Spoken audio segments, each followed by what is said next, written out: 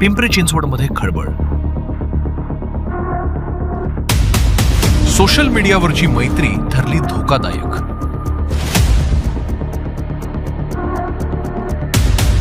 महिलांना ब्लॅकमेलिंगचा नवा फंडा उघड. AI तंत्रज्ञानाचा गैरवापर करून महिलांना धमक्या. सोशल मीडियावर मैत्री, AI फोटो आणि थेट 5 लाखांची खंडणी. पिंपरी चिंचवड पोलिसांनी महिलांना ब्लॅकमेल करणाऱ्या किशोर महादेव परभणे याला अटक केली आहे. फेसबुक, इंस्टाग्राम आणि व्हॉट्सॲपवरून महिलांची ओळख वाढवून त्यांचे फोटो मिळवायचे.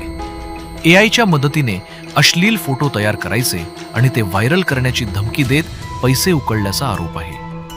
एका महिलेकडून आरोपीने तब्बल 5 लाख रुपये उकळल्याचं तपासात समोर आलं.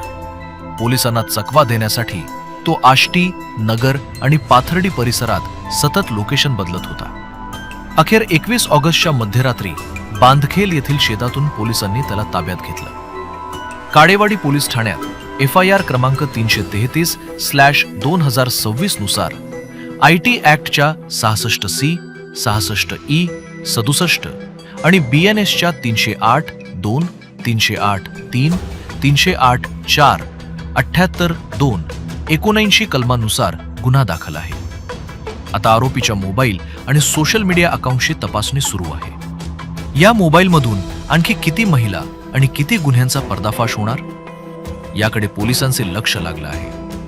दरम्यान न्यायालयाने आरोपीला 2 दिवसांची पोलीस कोठडी सुनावली असून त्याच्याकडील मोबाईल आणि इतर मुद्देमाल पोलिसांनी ताब्यात घेतला आहे. आरोपीच्या मोबाईलमधून आणखी किती गुन्हे उघड होणार? पोलिसांच्या तपासाकडे लक्ष. सोशल मीडिया ब्लॅकमेलिंगचा आणखी मोठा नेटवर्क समोर येणार.